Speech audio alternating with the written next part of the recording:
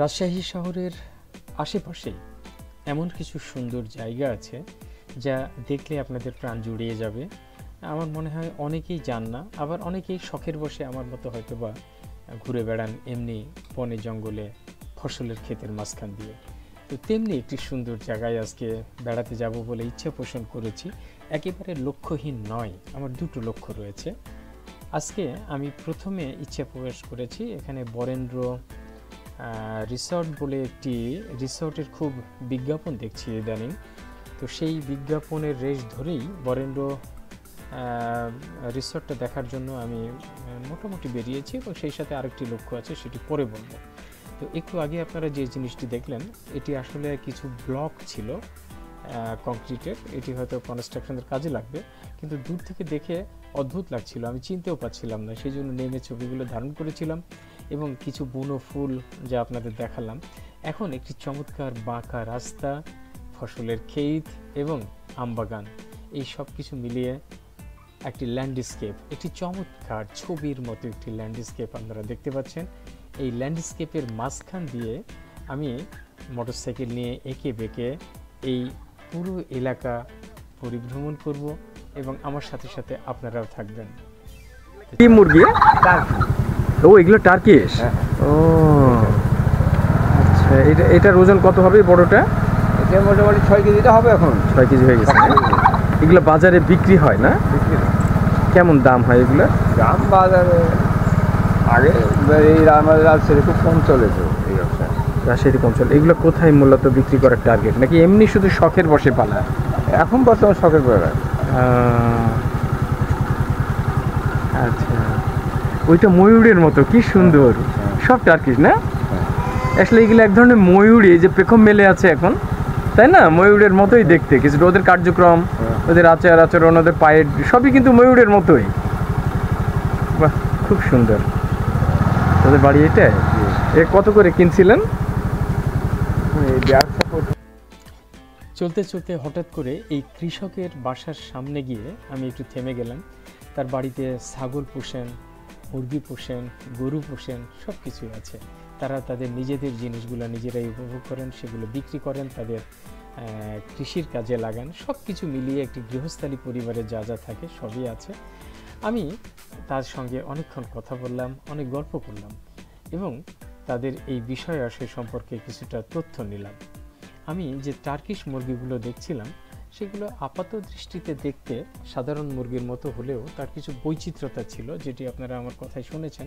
কিছুটা ময়ূর সদৃশ্য, অর্থাৎ ময়ূরের পেখমের মতো এর পেখম রয়েছে, পায়ের মতো পা রয়েছে, এবং এটি আকারেও বেশ বড়, কিন্তু ময়ূরের মতো লম্বা পেখম না। এটি মুরগির যে লেজ থাকে ঠিক সেরকমই, তার থেকে একটু বড়। তো যাই হোক, সেগুলো দেখে টেকে এই যে সুন্দর জায়গাটি, যে জায়গাটি আপনাদের দেখাচ্ছি, আপনারা দেখুন, এই জায়গাটি যদি একটু বৃষ্টি হয়ে যেত কি যে সুন্দর এবং সবুজ হতো, চিন্তাই করা যায় না। এটি বৃষ্টি হয়নি বলেই এখনও শুকনা এবং ঝরা পাতাগুলো কেমন ধূসর হয়ে আছে।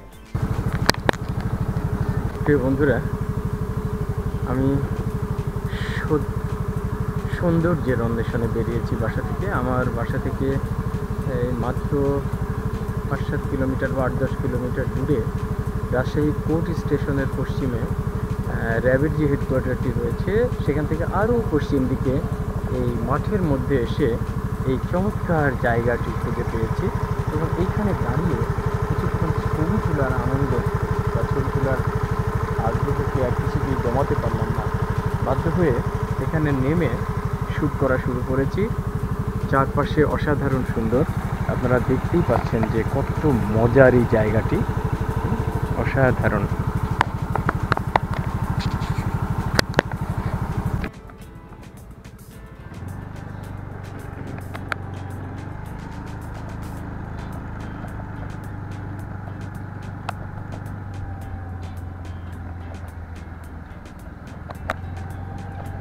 চলেছি এই গ্রাম্য পথে অজানার উদ্দেশ্যে। কোনো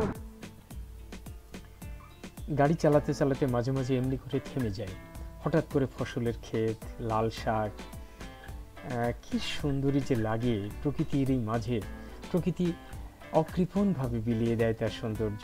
দেখুন, আমবাগানের নিচে সবুজ ঘাসের সারি, দূরে বাঁধাকপির একটি ক্ষেত। তো সব মিলিয়ে এরকম মনে হয় না যে চলতে চলতে কখনো এরকম একটি জায়গায় দাঁড়িয়ে যাই, এই সবুজকে উপভোগ করি, অথবা একটু নেমে গিয়ে এই গাছের ছায়ায় কোথাও একটু বসি, একটু চুপচাপ বসে এই নিরিবিলি পরিবেশটাকে একটু উপভোগ করি, অথবা নীরবতার মধ্যে যে আনন্দটি রয়েছে সেই আনন্দটি খুঁজে পাওয়ার চেষ্টা করি। কারণ আমরা অধিকাংশ সময় অনেক বেশি কথাবার্তা, হইচই, গল্পগুজবের মধ্যে ব্যস্ত থাকি, যখন আমরা আমাদের নিজেদের খুঁজে পাই না। সেই জন্য মাঝে মাঝে এই রকম নিরিবিলি কিছু পরিবেশে গিয়ে যখন আপনি চুপচাপ একা বসবেন, আপনার সঙ্গে বন্ধু বান্ধব নেই, তখন কিন্তু আপনি সত্যি সত্যি আপনি নিজের সম্পর্কে নিজে বুঝতে পারবেন, রিয়ালাইজ করতে পারবেন। একেই বলা হয় নিজেকে জানার চেষ্টা করা। আর আমাদের প্রত্যেকটি মানুষেরই উচিত নিজের সম্পর্কে কিছু জানার চেষ্টা করা। অ্যাকচুয়ালি আমি কে, আমি কি, আমি কোথায় থেকে এসেছি, আমার কি কর্তব্য, আমার কি কাজ করা উচিত, সমাজে এবং আমার ফ্যামিলিতে আমার কি দায়িত্ববোধ, আমাকে যিনি সৃষ্টি করেছেন সেই স্রষ্টার প্রতি আমার কি দায়িত্ববোধ, এইসব বিষয়গুলোই আমাদের জানা উচিত। তো এই সমস্ত প্রশ্নের উত্তর অ্যাকচুয়ালি আমরা খুঁজে পাই যখন আমরা নীরবে থাকি। মানুষের মধ্যে থাকলে সেই প্রশ্নের উত্তর খুঁজে পাওয়া যায় না। দেখুন কি অদ্ভুত, পুরো আম বাগানটা মুকুলে ছেয়ে গেছে, নতুনই মনে হচ্ছে বাগানটা, কি অসাধারণ সুন্দর। এমনি সুন্দর সুন্দর অসাধারণ জিনিসগুলো সামনে এসে পড়ে। এটি একটি পেয়ারার বাগান, বিরাট বড় একটি পেয়ারার বাগান আমরা ক্রস করছি এই মুহূর্তে। যাই হোক, যেটা বলছিলাম সেটি হলো আমাদের প্রাচীন যারা ধ্যানী, সাধু বা সিদ্ধ পুরুষ ছিলেন, তারা কিন্তু একসময় এমনি করে গাছের ছায়ায় জঙ্গলের ভিতরে গিয়ে নির্জনে ধ্যান করতেন এবং ধ্যান মগ্ন হয়ে তারা আত্মপরিচয় খুঁজে পাওয়ার চেষ্টা করতেন। আমরা সেই কাজটি করি না, বা এখন সেই বিষয়টাকে অত গুরুত্বও দেওয়া হয় না, অথচ এটি আমাদের জন্য অত্যন্ত গুরুত্বপূর্ণ একটি জিনিস, যেটি করলে নিজের মনের অস্থিরতা কেটে যাবে। সারাদিন শুধু চাই চাই চাই, এটা চাই, ওটা চাই, এই ভালো, ওই ভালো, হ্যাঁ, এটি দামি না, আরও দামি চাই, আমার জিনিসটি সুন্দর না, ওর মতো সুন্দর চাই। সমস্ত অনুভূতি থেকে বেরিয়ে অ্যাকচুয়ালি মূল্যায়ন করা যায় সত্যিকারের ভালো কি, সত্যিকারের সুন্দর কি।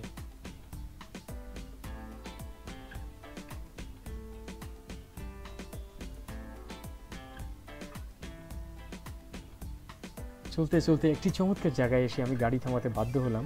এখানে একটি গাভীর দুটো বাছুর কি চমৎকার করে মায়ের সঙ্গে খেলা করছিল। মনে হচ্ছে দুই ভাই বা বোন, তারা নিজেরা তো একে অপরের সঙ্গে দুষ্টুমি করছেই, পাশাপাশি মায়ের সঙ্গেও মাঝে মাঝে দুষ্টুমি করছে। এই সমস্ত সুন্দর দৃশ্য না দেখে না থেমে যাওয়া যায়।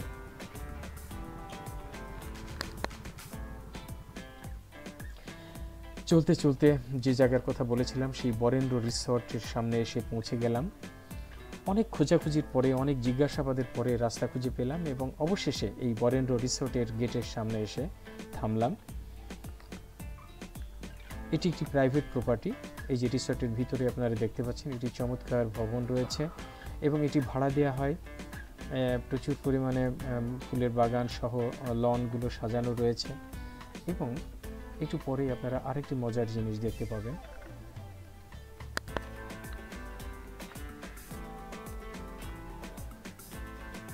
এইখানে আমের বাগান এবং বাগানের নিচে বসার জায়গা করা হয়েছে। এটিও বেশ সুন্দর, নিরিবিলি। খুব একটা মানুষজন দেখলাম না, একজন মাত্র মানুষকে দেখলাম, বাদবাকি আর কাউকেই চোখে পড়লো না। তো সব মিলিয়ে জায়গাটা নিঃসন্দেহে সুন্দর। নিরিবিলিতে একটু শান্তিপূর্ণভাবে সময় কাটানোর জন্য জায়গাটি হতে পারে আদর্শ। এখানে এই যে জিনিসটির কথা বলছিলাম সেটি হলো এই পুকুর। চমৎকার একটি বিশাল আকৃতির পুকুর তারা কেটেছে, ঘাট বাঁধানো আছে। ইচ্ছে করলে এখানে সুইমিং করা যায়, আমার মনে হয় মাছ শিকারও করা যেতে পারে। এরকম একটি সুন্দর রিসর্ট আমাদের রাজশাহী শহর থেকে মাত্র 15-20 কিলোমিটারের মধ্যে খুব সুন্দর বরেন্দ্র রিসর্ট। এইটির সঙ্গে যোগাযোগ করতে হলে অনলাইনে যোগাযোগ করতে হবে, অনলাইনে সার্চ দিলেই এটি পাওয়া যাবে। কি সুন্দর রাস্তা, আমাকে পাগল করে দেয়, সেই রাস্তা ধরেই আমি এগিয়ে চলেছি। অসাধারণ এই সুন্দর এলাকার পিছনে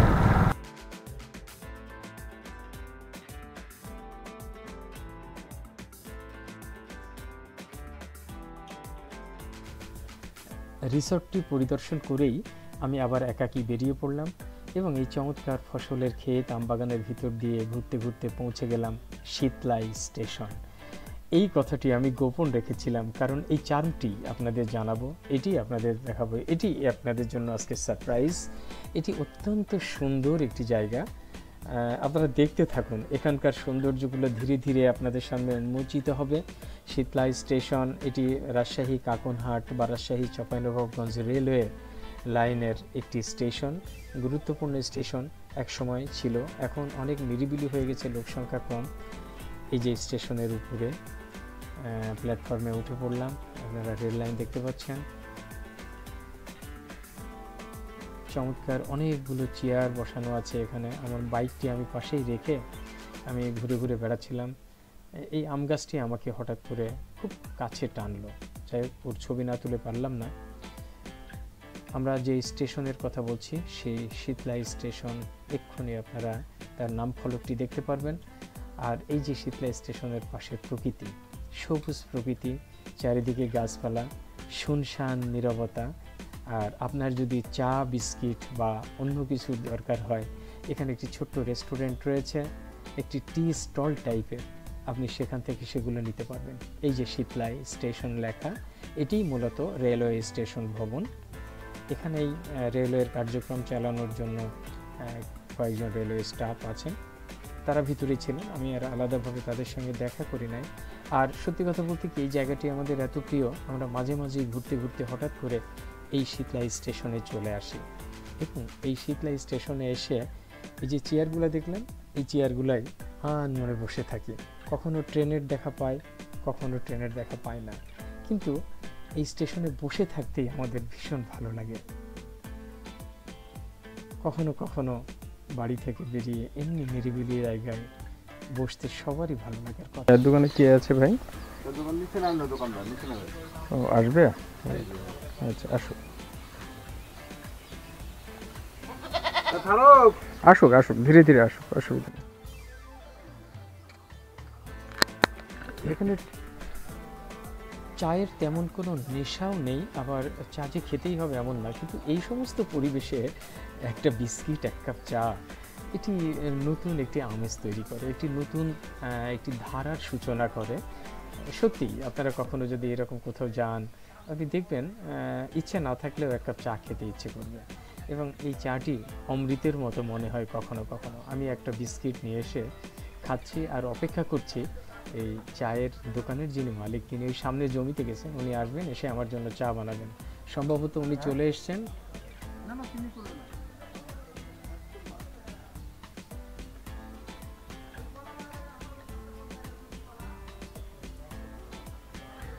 হ্যাঁ, উনি চা দিলেন এবং আমি চাটা নিয়ে এসে আবার সেই জায়গায় বসলাম, এবং এখন মনের সুখে চা খাবো আর এই নীরবতাকে আমি দারুণভাবে উপভোগ করব।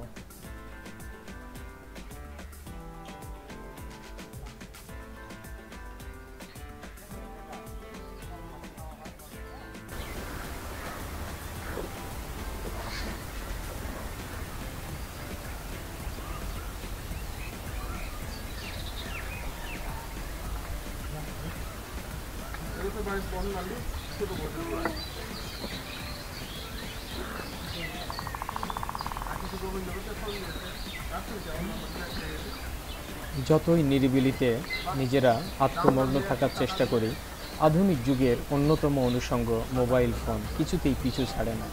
তাই পকেটে আর তিনি থাকতে চাইলেন না, তাকে বের করে নিয়ে আসতে হলো হাতে, এবং বের করেই দিব্যি সার্চিং শুরু করেছি, কোনো ইনফরমেশন আছে কি না, নতুন কিছু খবর আছে কি না।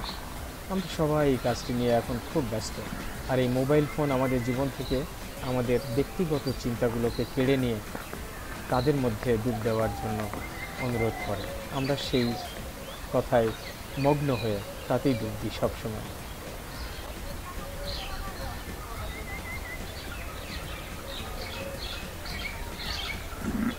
এখানে আমরা ভালো মন্দ সবই পাই, কখনো আমাদের চোখ নষ্ট হয়, কান নষ্ট হয়, কিন্তু অনেক নতুন জগতে আমরা ঢুকেও করতে পারি কখনো কখনো।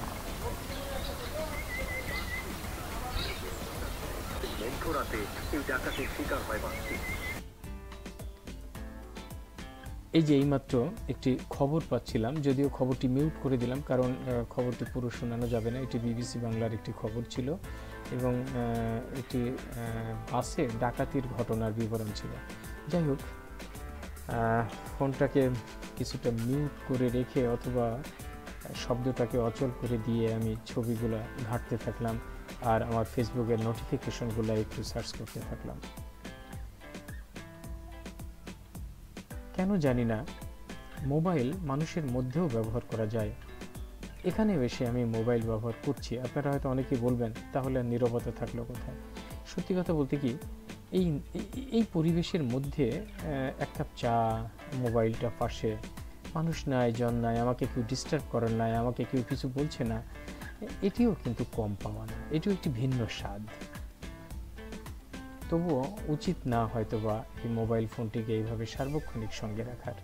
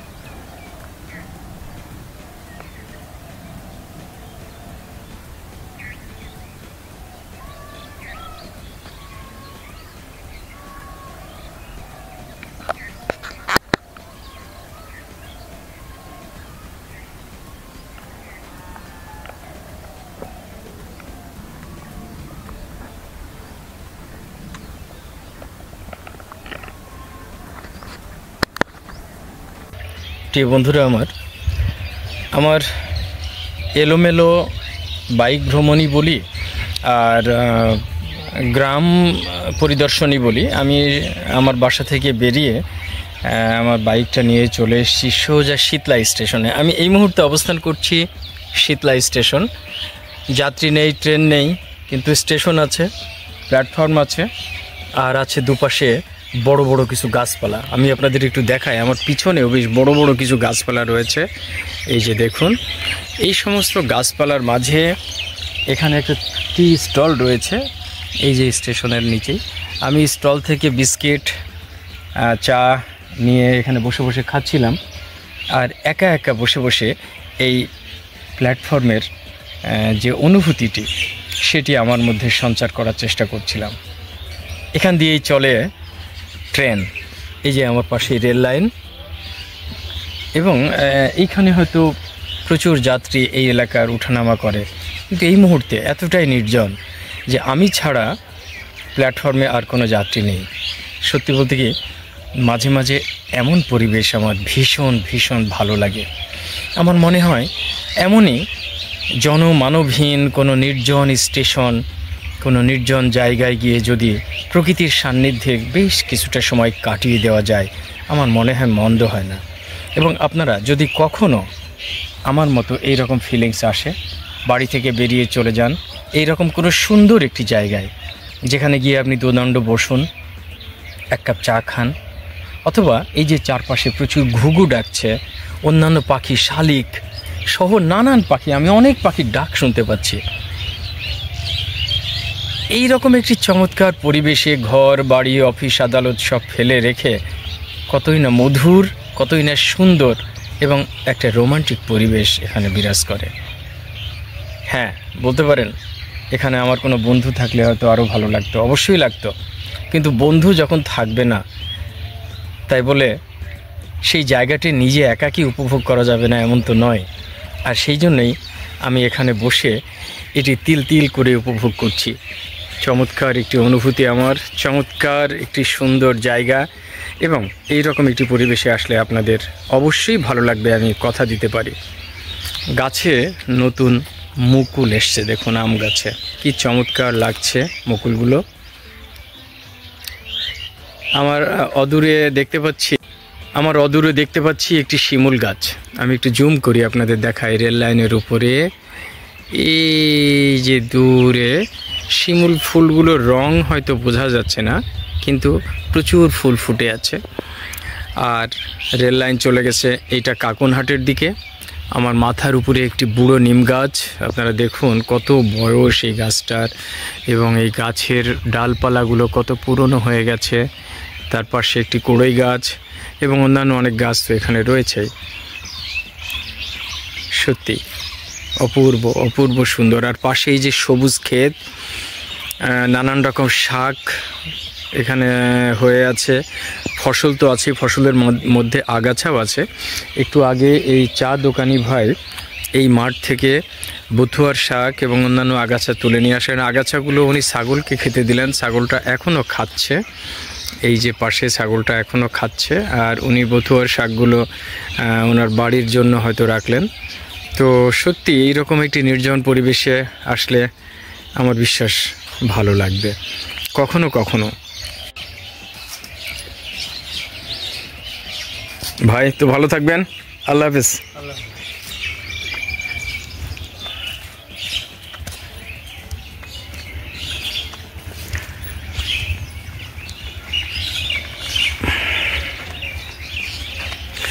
ও বলতে ভুলে গেছি, স্টেশনের একদম ভবনের নিচেই আরও একটি বড় শিমুল গাছ রয়েছে।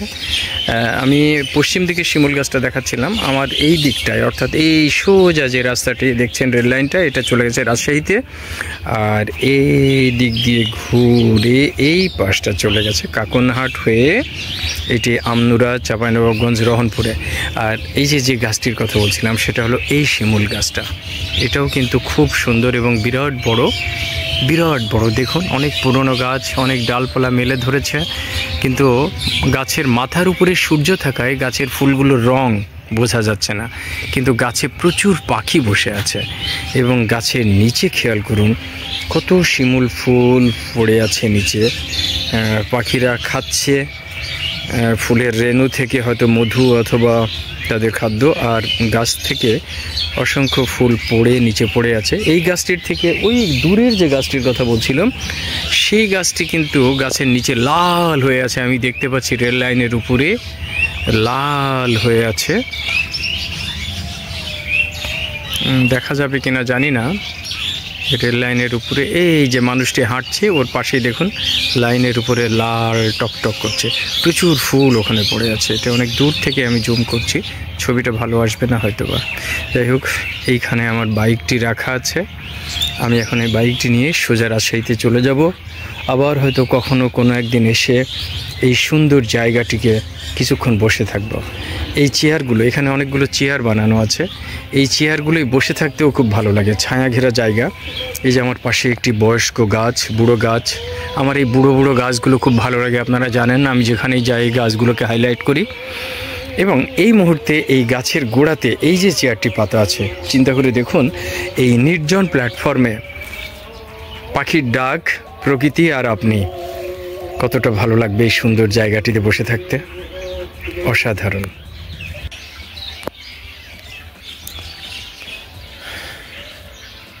কখনো কখনো জীবন থেকে পালিয়ে বাঁচার মতো এভাবেই প্রকৃতির সান্নিধ্যে যেতে হয়, কখনো নিজের পরিচিত পরিবেশের বাইরে একটু যেতে হয়, গেলেই জীবনটা রিচার্জ হয়ে যায়, নতুন হয়ে যায়। চারিদিকে অসংখ্য পাখির ডাক শুনতে পাচ্ছি আমি, কাঠঠোকরা, ঘুঘু, শালিক, আরও নাম না জানা অসংখ্য পাখি। উপভোগ করুন প্রকৃতিকে প্রাণ ভরে, স্রষ্টা যা আপনার জন্য দিয়ে রাখছে। আপনি কখনো যদি অনুভব করতে না পারেন যে এই প্রকৃতিতে কি আছে আর আপনার জন্য কি আছে, তাহলে আপনি হতভাগা ছাড়া আর কিছুই নয়।